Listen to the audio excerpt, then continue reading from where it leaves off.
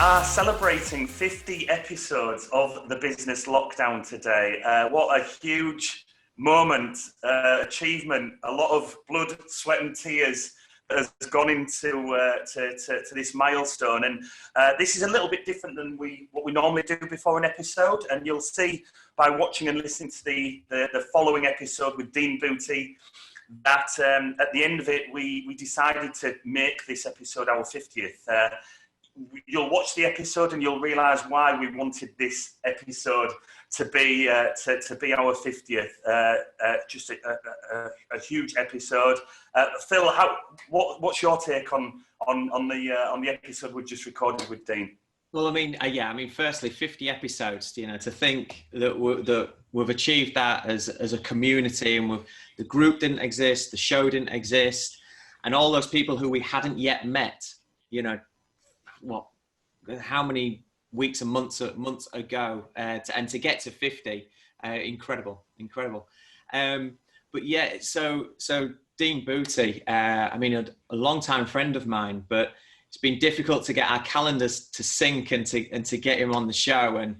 And he's Yorkshire's Joe Rogan. He's Yorkshire's Joe Rogan. Yeah, he's got over 1 million downloads on his platforms, grown successful businesses, and just as importantly, built buildings that haven't succeeded in the sense of the word that he wanted them to. And he'll be the first to identify the good and the bad in that process. So yeah, I think there's just so much with Dean, so much value, is so well read, that wherever you are in your journey, be it starting, mature, worried, confident, thinking about doing a podcast or a YouTube, thinking it's not for me, or whatever it is, wherever you are, there's something from Dean in this episode, I believe, where you just you'll get that light bulb moment, and it'll get you on your way. If you're lacking in motivation, you are, in my opinion, you're guaranteed to feel more motivated. If you're already feeling motivated and driven, then be prepared to take that up to another level. It's no surprise that his podcast is called Motivate Me, and he's also got Motivated Entrepreneurs. So yeah, and to all of our followers, our listeners, our members, enjoy this episode with Dean Booty, and once again, thank you to all of our viewers, listeners, members across all of our platforms. You've been a huge driving factor in all of this, and so we celebrate this with you, but no more so than celebrating it with our team at Pink, because without our team, we wouldn't be doing this. We wouldn't be at the level that we're at, literally reaching thousands of people around the world, which we're incredibly proud of, and we also speak with our team who also feel that and are a huge part of this process. So thank you to everybody at Pink Media, the team there, absolutely great job, and the level that they're working on a daily basis is just phenomenal. So 50 episodes, Phil. It's been a pleasure, mate. The big 5-0. The big 5-0. Brilliant.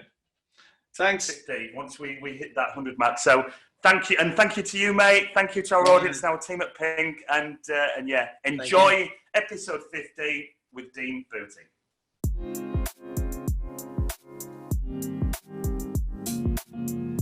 I'm co-host James Ash. And I'm co-host Phil Scaife. Welcome to the Business Lockdown.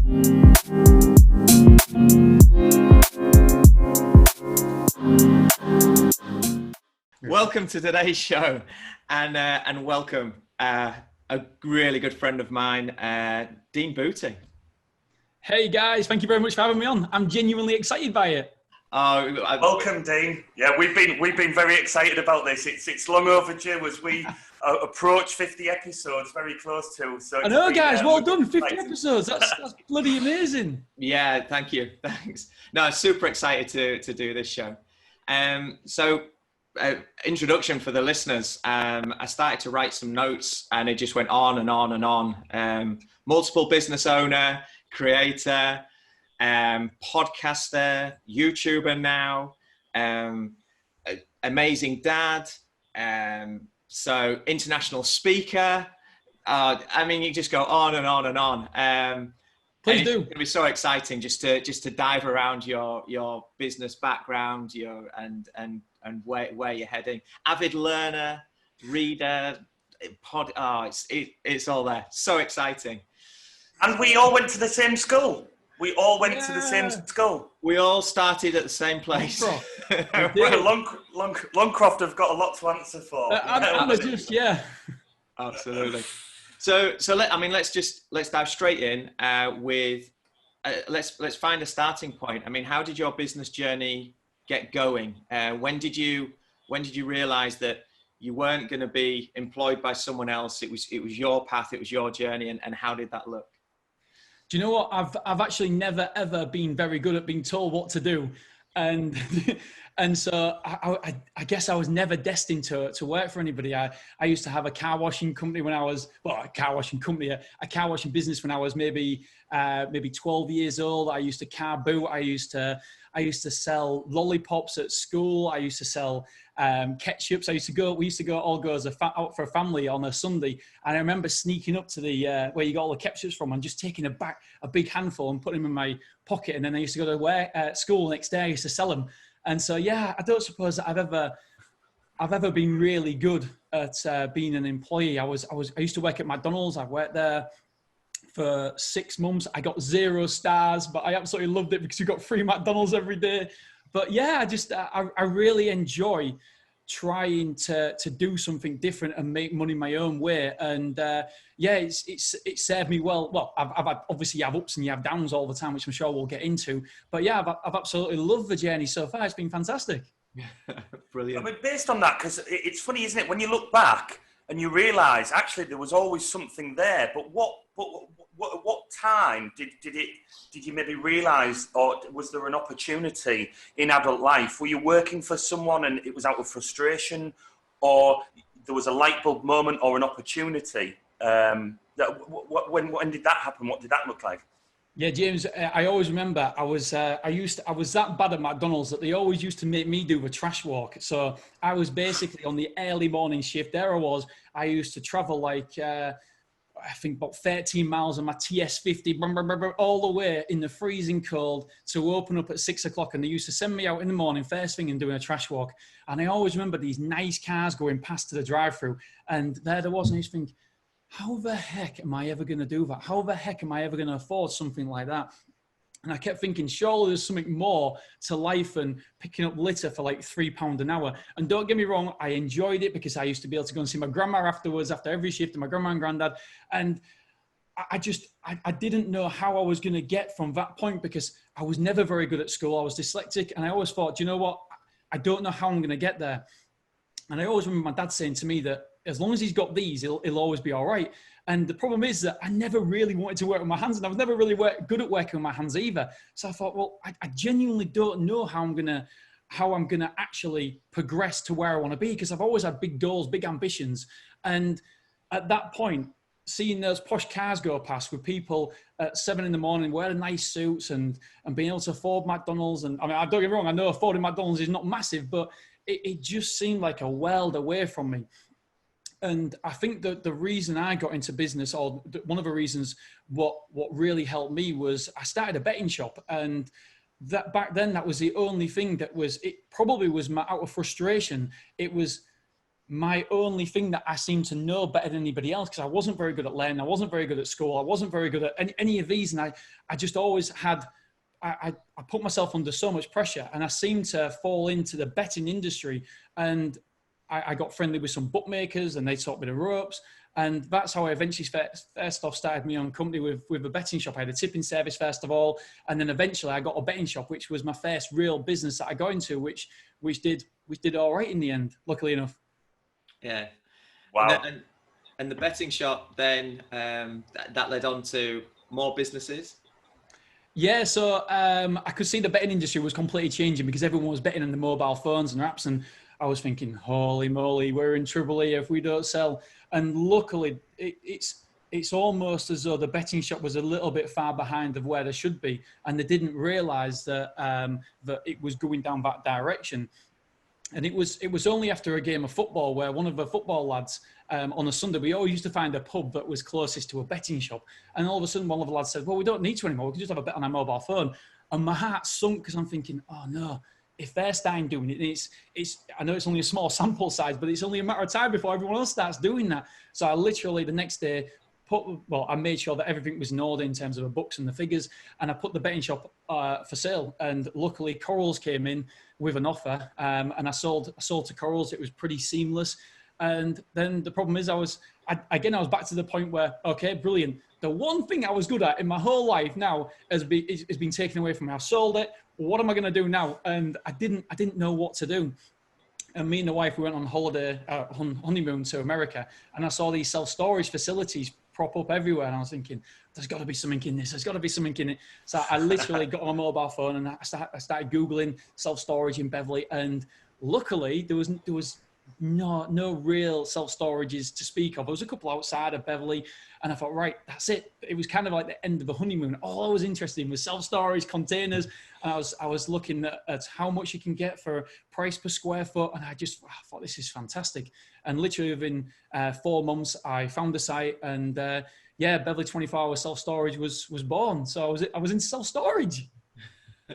Incredible. And it's interesting, isn't it, Dean, where a lot of people that we speak to in our network on these episodes, it comes from a point of frustration or, annoyance with the situation, that there's something better, or that the situation you're in pushes you to a certain point. And, being a father, is that something that you'd always look towards to instill? Is like, is you want them on the paper round, you want them going out early in the morning, you want them feeling that, those pain points in order to progress more. Because when we look at comfort zones, they can be good, but they're not great, right? And it's that friction that can often result in greatness. It's an amazing story. I mean, so from self-storage, so how do we get to modern day? I mean, what's the acceleration there, and how long ago was that the launch of the self-storage business? Self-storage was in 2012.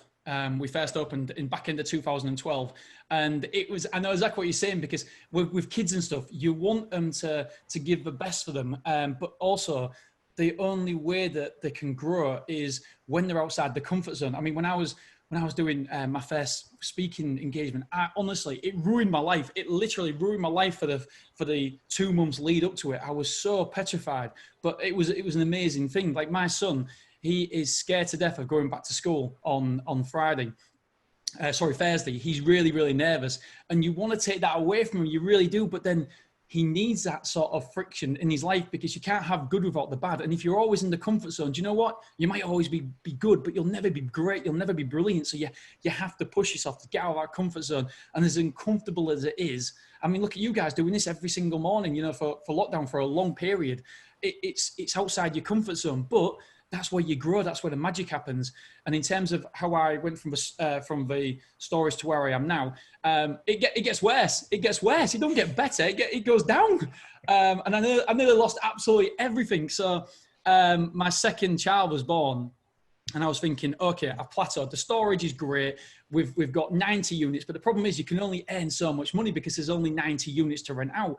And as good as you are, you can't rent out 91 because there's only 90 and was always full. And things were going great, but I was on a plateau, and I'm so impatient. Like, I want to be there now. And so I started looking around at things to do, extra things. I couldn't find another self-storage facility. And you know what I did? I got into restaurants. I mean, why would you do that? I've already said how rubbish I was at McDonald's, and there I am thinking, oh yeah, I'll start a restaurant. I mean, what planet are you on? And I remember the start of your restaurant, coffee shop restaurant. And I remember just how good you were in that industry. You rang me at the time, and you said, I'm in Sheffield, and I'm watching this queue, and everyone is just queuing to buy coffee, and they're coming out with these boxes and these coffees, and it looks like a gold mine. I need to do a coffee shop. And I'm like, wow, didn't realize just how much people really like wanted coffee. It's like, yeah, they're queuing and queuing and queuing. It's like, right, okay. I don't even like coffee. You were outside a Krispy Kreme donut shop. They were buying donuts. I remember that. I remember the exact day. I used to count the foot floor, and I used to work out how much every average customer was spending. I used to look at the rent and the rates and think, well, hang about a minute. I'm going to not only sell good coffee, I'm going to sell the best coffee. I'm going to get an espresso because, again, I don't drink coffee, but my mum says an espresso is the best. And you've always got to listen to your mum. So I did. And the problem is, I started. It was going to be a coffee shop, and then what the problem was that I started thinking about liqueur coffee. And I thought, right, okay, shall I get a license and sell alcohol?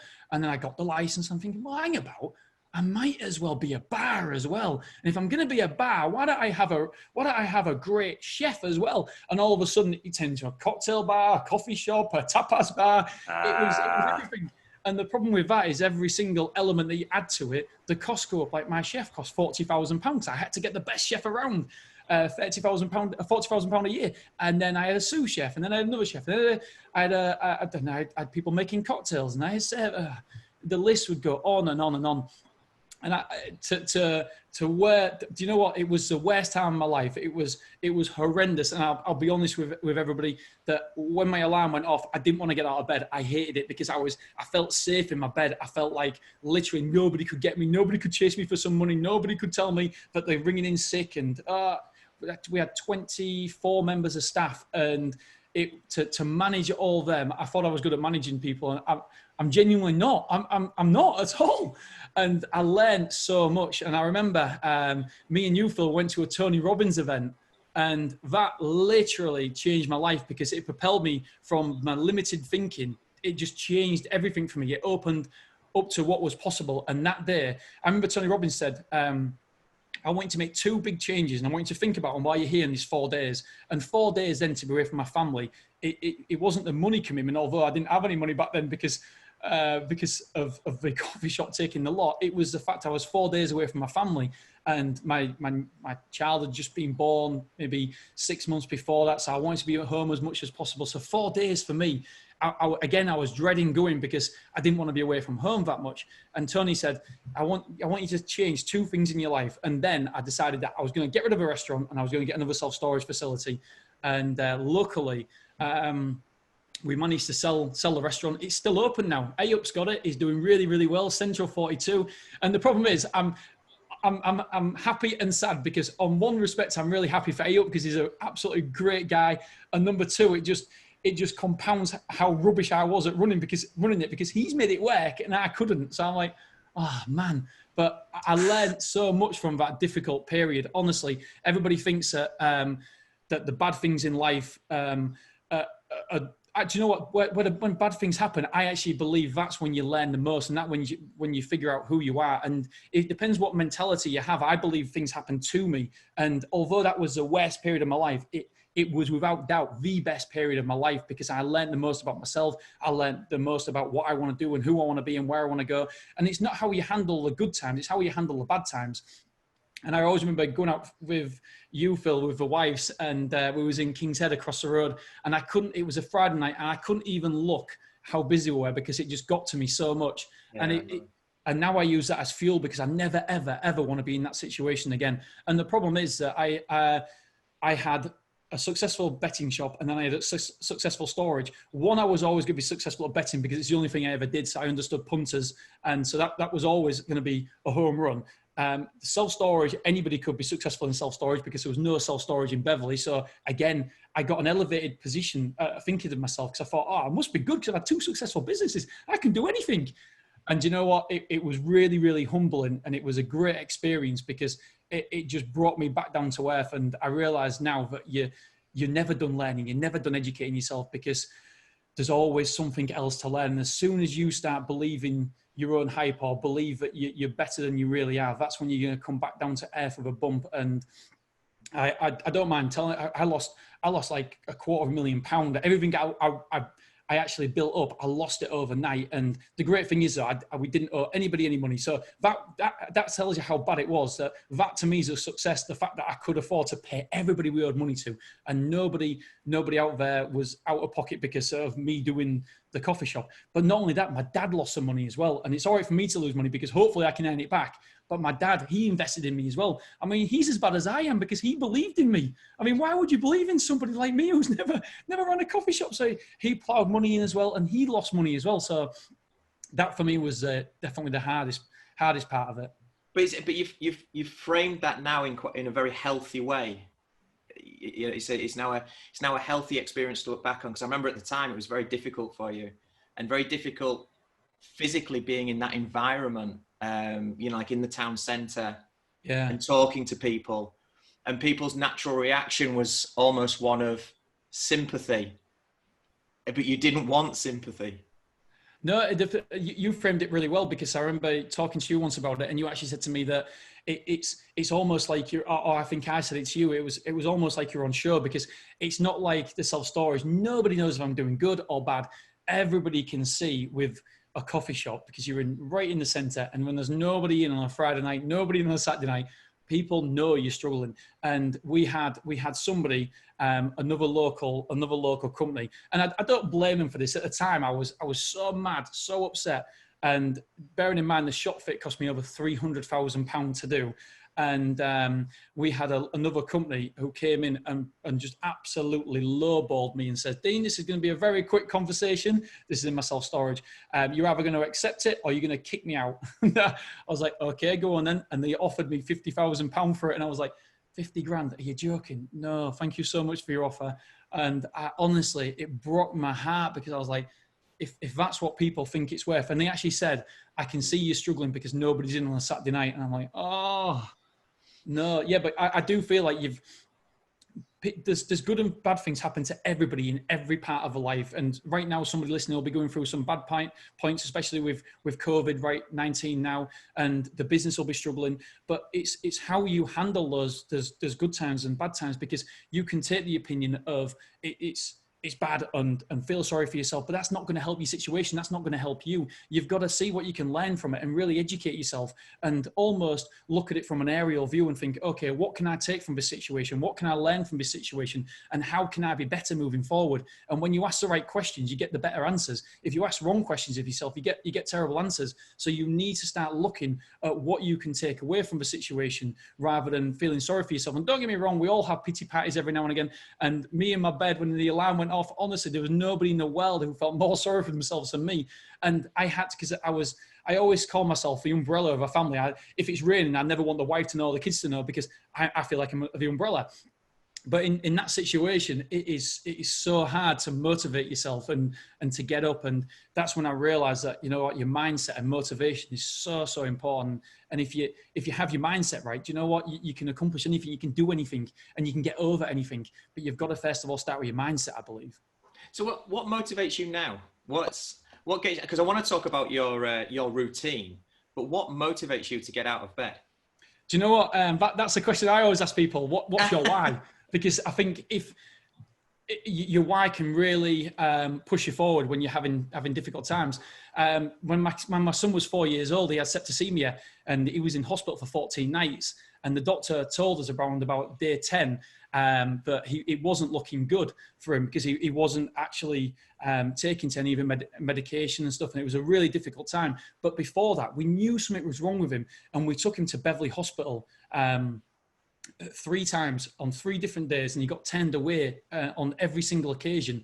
And I knew something was wrong with him. And in the end, I just said, you know what, I'm taking him to Hull Royal. As soon as Hull Royal got him, put him on a drip straight away. And literally, if we wouldn't have gone to Hull Royal when we did, then he wouldn't be here now.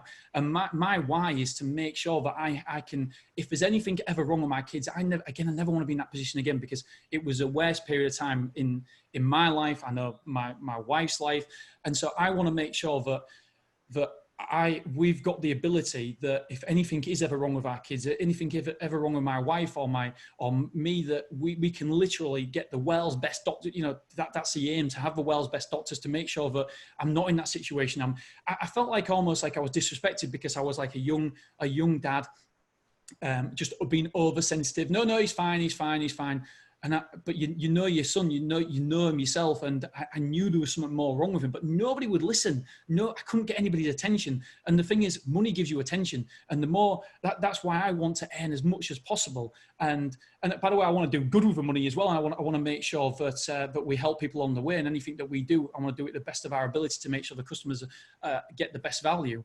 But ultimately, I want to make sure that I can look after my family. And that is definitely my why, because I never want to find myself in that position again. And I want to give them experiences as well. I want to make sure they can go to Disney World and, think places like that. And so my why is definitely my kids, but I feel like that it goes a little bit deeper than that. The fact that we went through that experience, and it was honestly the worst experience that anybody can ever go through. And it was horrendous. Just in what you're saying there, I mean, obviously you're talking about health and things, but also what's coming across is you've got a very honest and open relationship with money as well. Do you see that as a strength, or because you're talking in a very open and honest way? Yeah, no, I don't think some people may not like that. Some people do. I don't try to do that on purpose. It's just naturally comes out that I try not to hide anything. I've had a podcast now for 4 years, and I literally share everything on that podcast because I feel like that makes you more authentic and relatable. And we've had good times, we've had bad times, but I just rather be honest, because I don't want to be thinking, oh, should I say this? Should I not say this? Should I audit myself? What should I say? What shouldn't I say? What have I said before? Have I mentioned this? And so I want to just make sure that I'm authentic and just be literal. I don't have to worry about what I've said previously, because everything I've said previously, I've tried to be as open and honest, whether it be money or feelings or whatever in the past. So then I can just freely speak. Yeah. Have you always been like that, or is that something that you've sort of evolved into, do you think? I just shut my door now. The workman's come from next door. I don't really know. I do feel like I've probably been honest with my feelings and stuff. Yeah, I don't. Do you know what? I don't know how to be any other way, because I just literally, if you listen to any of my podcasts, I just literally blur and I go off on a tangent, probably like I've done here, and I can't stop myself. Yeah. So great. So you've alluded to the next part. We know where we're heading here. You've got a business which is successful. It's behind closed doors, the storage. And you've got a business which is very public, and you've had to end it, and you've got a choice to go public again or behind closed doors. And you end up podcasting, YouTubing, as public as we can get. How did that start? What was the spark there? So I started the Betting Guy podcast, and I think it was because I missed the relationship with I was always known as a guy. As soon as Beverly Race was on, I used to get loads and loads of texts. What have you got any tips today? And I used to love that.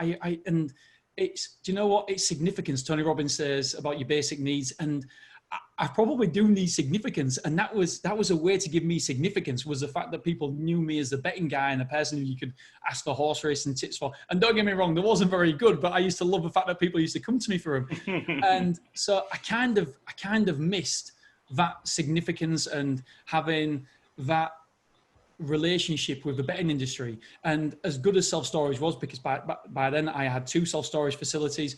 Self-storage is it will never get you rich quick, but it'll always get you wealthy in the long run. That's the idea. And so it gave me a bit of time. And so I started up the Betting Guy podcast, and I used to do horse racing tips on a Saturday and football tips on a Thursday. And it kind of, for some reason, I genuinely didn't think anybody would listen, but we ended up getting 60,000 downloads a month. And then Betfair came in and asked for a sponsorship, and so they're still sponsoring it now, and they've got exclusive sponsorship with the podcast.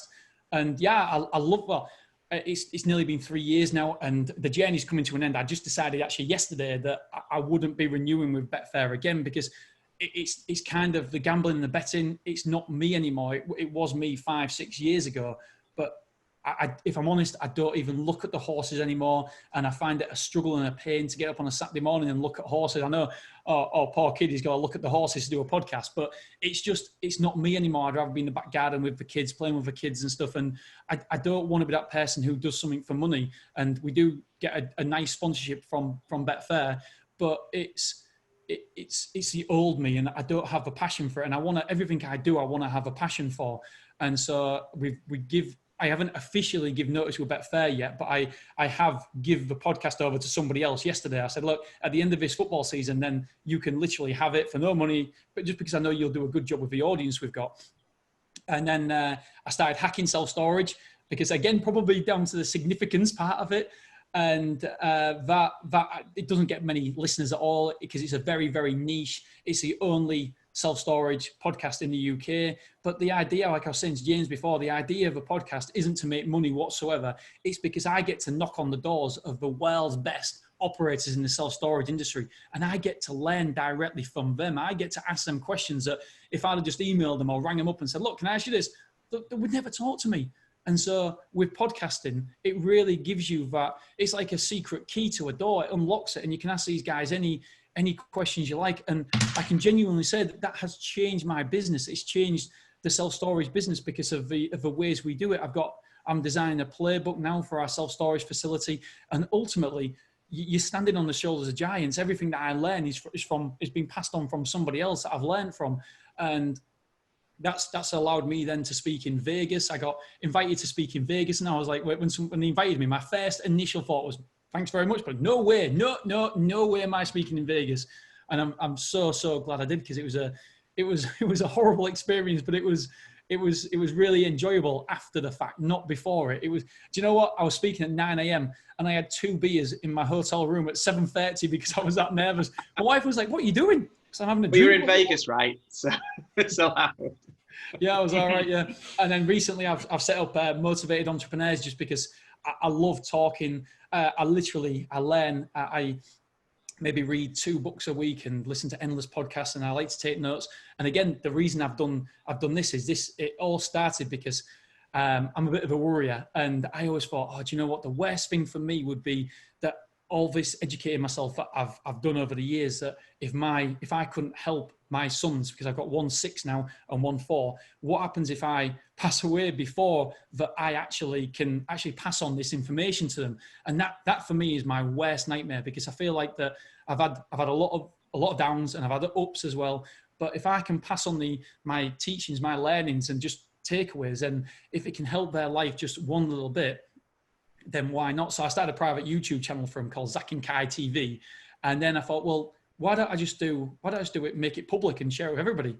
And so, yeah, we're 112 episodes in today. It's a daily podcast. And then I get to interview some entrepreneurs as well. Again, just learn from people, because the more you talk, the more you educate, the more you learn, the better you become. So yeah, that's basically up to date now, where we are now. Well, you spoke about 60,000. Was that 60,000 per episode? That's 60,000 listeners, right? 60,000. There was about 10 episodes. It was about 6,000 an episode. So there was about 10 episodes per month. Wow. And was that purely organic growth, or was there strategic advertising behind that? Or was it pure content driven and word of mouth and people latched on? How was that? Because I know a lot of people think, well, how do you get to those? How do you get to those figures? And also, is it fair to say that sponsorship deal, I won't say it accurate, but it was a 5-figure sponsorship deal in terms of financial? Yeah. Like I'm an open book. Yeah. So in terms of dollars, it was $40,000, and it was around about £10,000 bonus if I hit my numbers. I think I had to hit 500,000 subscribers in the year. And so we did that. And so it turned out to be a 50,000 sponsorship over 9 months of a football season.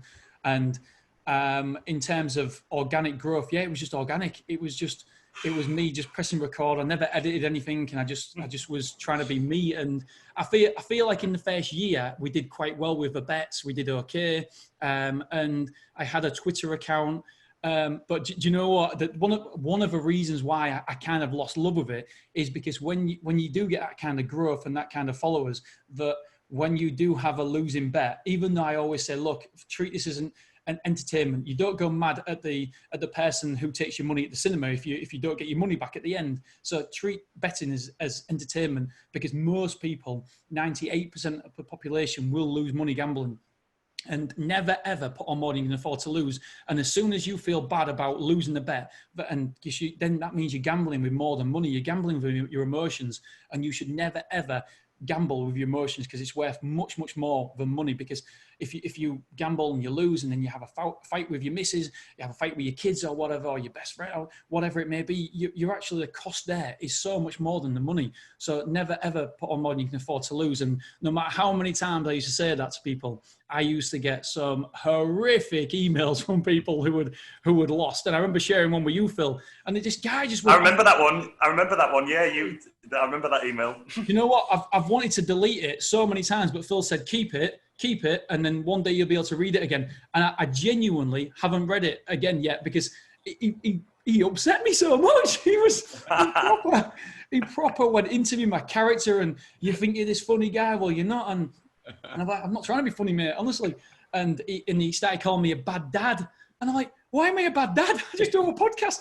And it genuinely hurt. And then every single thing that I did ever wrong, he was on at me all the time. I remember some email leak or something, because we used to do an email capture when we used to send out email messages when a show was live and stuff. So we used to capture people's emails, and for some reason you could see the back end of the computer, and that's it. He put it all over social media, the betting guy, you know, and this is the confidential information that you've given him, and you know, you want to be requesting some money back, and money back, I didn't even charge you any money, what do you mean?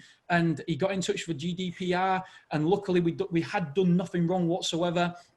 And it was just every single thing I could possibly do wrong, he would pick up on, and he would email me. It was like he was spending his life just trolling me.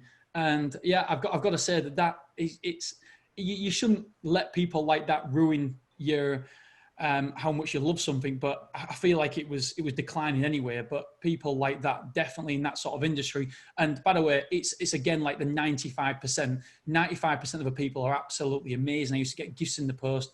But 5% of them are just as soon as you give a bad tip away, then they're on it. Yeah, they're calling you all the names under the sun. Yeah, I suppose you're doing something right to have found those people in the first place. Yeah, I suppose so. No, but that is right. Yeah, you go on. Oh well, it's clear you're spinning a number of plates, and what I'm just going back to the cafe that turned into a restaurant that was also a cocktail bar, you know, that evolved, and it seemed like it was trying to be everything to everybody, right? Yeah. And you learned from that process clearly. So how have you, because you've clearly got it right, and we're always evolving and learning, of course. It's not like you've won now. It's always reshaping and stuff. But so you've come out of that experience, and you're still spinning a lot of different plates. How have you learnt from that phase in the restaurant and cafe, where you were trying to be too many things, to current day when you've got a lot going on? How are you giving the right energy and focus to each area for that to be a success and for it to be its own identity? Yeah, great question. As a business and brand. Yeah, I feel like that I wasn't very good at delegating. I wasn't very good at empowering my staff. And now my manager at the self-storage will definitely say that I delegate too much. But I try to just manage from a distance and take an aerial view. And I never let I get figures every single day how well the storage is done. And I never let any day or any week affect my mood, and I try and keep a long-term viewpoint of all the data, all the key performing indicators. And for me, if you were to say to me, Dean, you've got to work in the self-storage industry and you've got to sit behind a desk 5 days a week, 9 till 5, it'd kill me. I love setting up different things. I love the motivated entrepreneur. I love interviewing guests. I've got so many different ideas. I want to bring out a podcasting course, because it's changed my life as podcasting, and I know it can change so many other people's lives. And I know you guys are big into this now as well. And there's so many things I want to do. And just because I've realized that just because you want to do so many things, as long as you get the right structure, first of all, and as long as you have the standard operating procedures, which before I never had any standard operating procedures. Now in my business, if the manager's not there in self-storage, as much as we love her and we miss her, if she was to take a holiday, like she took 4 weeks off previously to go to South Africa, and as a business, you would never, ever have known that she was gone. And don't get me wrong, it meant that other people in the business were a lot busier, but because we've got the standard operating procedures now, so everybody knows what everybody's supposed to do. We've got it written down in Traineal, so we know exactly what her jobs are from start to finish. We've got a sales process mapped out, so we know what questions you're supposed to be asking. We know when you're supposed to be sending the emails out. When people owe us money, we know exactly, okay, they're a debtor on day, they're on day 14, right? This is what we do. You don't have to think about it. It's almost everything that we do is there. And in terms of podcasting as well, everybody says that it's so busy. I'm so busy with a podcasting because you're doing an episode a day. It's really not that difficult, because all I do is literally, I press record on my Zoom. I do, maybe a 5 to 10 minute podcast, and then I send it off, and I have somebody who does all the video for me. I have somebody who does all the show notes. I have somebody who puts it on Libsyn. It's somebody who writes a title. I literally don't do any of that, because I've empowered the people who I don't like saying my staff, the people who work with me. I've empowered them, and they know what to expect, and we've got standard operating procedures for that as well. So I feel like as long as you're organized, your foundation is strong. As long as your foundation is strong and you're organized there, then you can build upon that foundation. As long as that structure is strong and sound, then you can start moving forward in different directions, because you've got that foundation that's strong. I've recently changed accountants as well, and as much as I love personally my old accountant, this new accountant, he does so much more for me. And again, it's because he's got structures in place for his business, and I get cash flow forecasts, I get management accounts, I get everything on a month-to-month basis, which really does help me run the business to the optimum level. And so, yeah, I would say that the big change for me is making sure that you empower your staff, and all staff know exactly what they're supposed to be doing. And there's, as much as you want to empower them to do what they feel the need to do, but you've also got to give them, but it's like bumper lanes when you're bowling. You've got to make sure that they're still guided and their attention is going in that bumper lane, so they don't go all over the place, and we're still as productive as possible. Because if you don't give them that guidance, then they can definitely go off track. And all of a sudden, as we all know, productivity is so important. But if you don't give them guidance, then people can shoot off all over the place. And I'm exactly the same. I have my day listed out, because if I don't, I know that I will go off on a tangent. I will go and start looking at different podcasts. I'll go start watching different YouTube videos about different courses that I want to do. And all of a sudden I'm not doing what I need to do to drive my business forward. And another thing that I would say as well is, I would say that for anybody watching, a really good ratio to look out for is E versus E, entertainment versus education.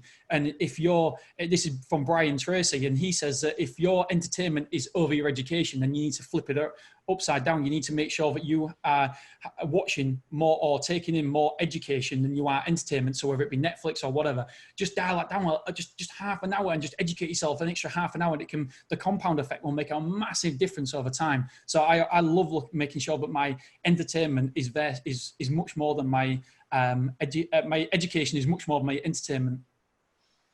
Yeah.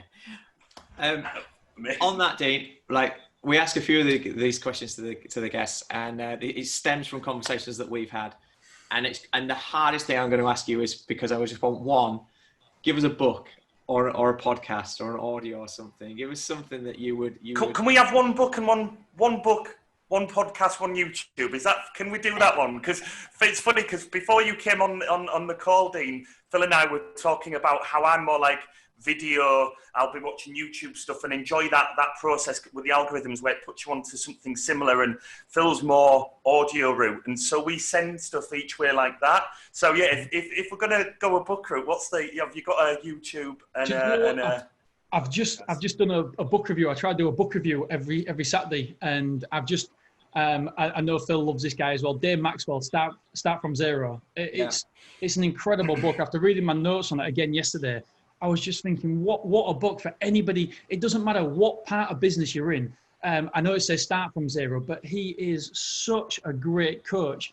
And any of the greats, or a lot of the greats that you see out there, like Sam Ovens now, he's actually coached them people. And so he no longer wants to work with the top. He wants to help people start from the bottom and start from zero, not necessarily from the bottom, but start from scratch.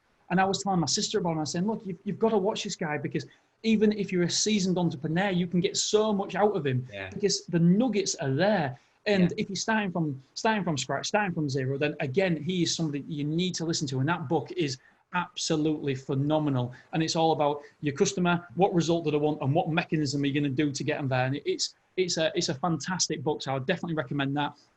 In terms of YouTube, do you know what? I'm more like Phil. The only person I listen to probably is Sam Ovens. I've just took it. I'm taking his course now. I absolutely love him. But I'm more audio because I like to do other things while I'm actually consuming the information. And in terms of podcasting, let's just get my phone out. He told me to put it on airplane mode before we started. Do you know what? There's a girl that I really, really enjoy listening to her. And it's called Impact School from Lauren Tittner. She's very, very young, but she's really, really good. And so that's always worth listening to. And what else? Obviously the Gary V. I love listening to Gary V. The Mind Valley podcast as well. I really enjoy that one. And here's one I'm proper geeking out on in a minute is Rock Your Brand with Scott Volker. He's all about your brand and like for example, I have a page called podcasting.co.uk and I'm documenting my journey from 0 listeners to 1 million downloads. That's my aim, to get from 0 listeners to 1 million downloads. And I'm literally documenting every single day what we're doing, what's working, what's not, and showing you my downloads behind the scenes, trying to be as open as possible. And he's all about how to make money from your website, from your page, and he just goes through that whole process. And I think he is fantastic. Brilliant. I feel like I've missed one out. Well, look, and obviously the motivated entrepreneur. I was going to say, where's the shameless self-plugging? So look, we're very, very conscious of your time, and you need to be going to achieve more with your show right now. Can we get an agreement that you'll come back on for a second episode for us to be able to dive deeper into podcasting and YouTubing and that part of what you're doing now, and help our audience learn from your journey in that part? Oh, 100%. I love sharing my journey. I love anything that I just feel like that if we all help each other out, then why wouldn't we? If we've all got the information and if we all make it more accessible and we all try to educate each other, and because I'm learning constantly from other people, just like you guys are. And if I can help other people in any way learn all on their journey, oh man, I'd love to. Yeah, it'd be great. Yeah, brilliant. Well, I mean, here's an idea off the cuff as well, and I've just been strategizing in my head. Is that we knew we're approaching 50 episodes, and we are unedited, unscripted, but we do pre-record, and I think this episode deserves to be our 50th episode. I'm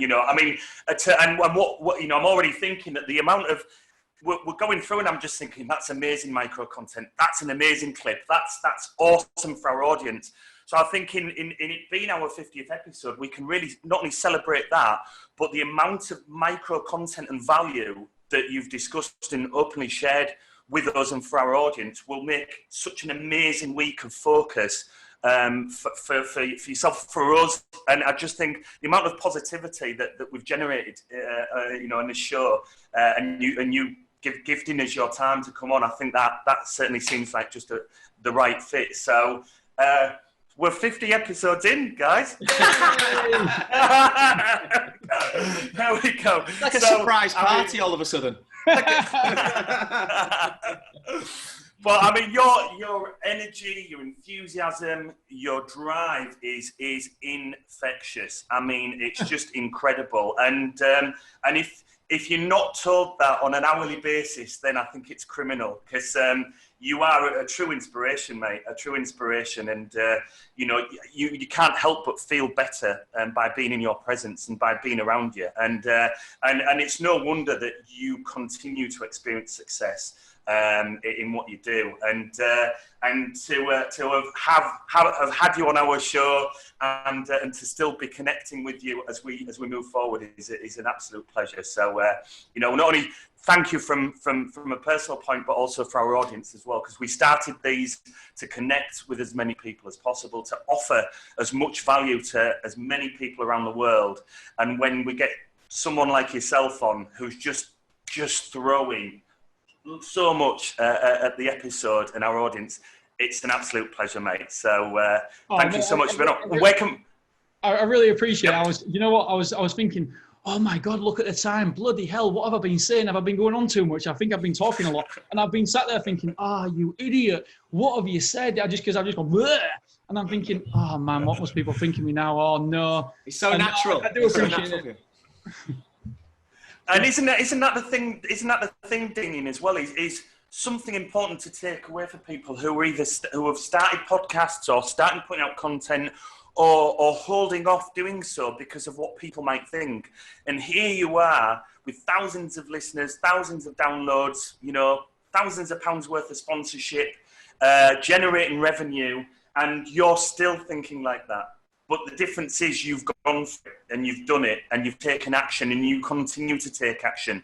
And I think that's such a massive thing for our audience to take on board, and that's like, just continue to take steps forwards, but action is key, isn't it? And by learning through action. So that's really cool to hear that, because that'll just inspire so many people as well. The big thing is to realise that everybody feels like that. Every single person, I don't care how many downloads you've got, if you've got 1 million downloads, everybody feels inferior to somebody in some way, shape or form. And it's just a natural reaction. And do you know what? The best thing to do is just get out there and do it. And it'll be an amazing experience and you will never look back. And do you know what? Can you imagine actually at the end of your life when you're not doing something that you dreamt about, that you wanted to do, that you was passionate about, and the only reason you didn't do it is because you was worried about what somebody might think.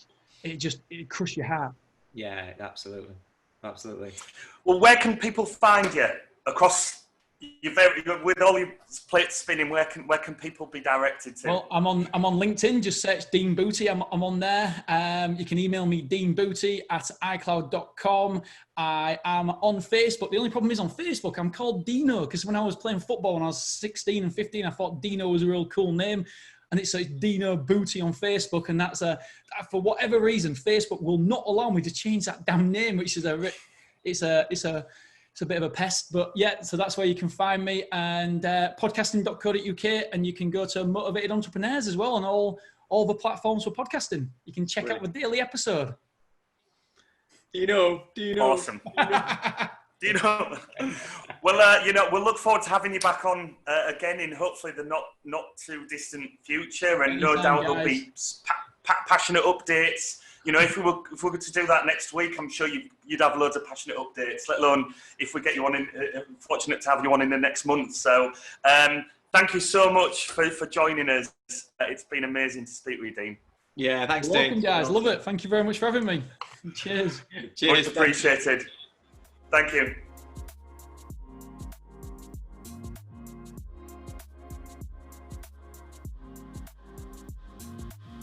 Thank you so much for joining us on the Business Lockdown. Please comment, like, share and subscribe to help build our global community. We look forward to seeing you all soon.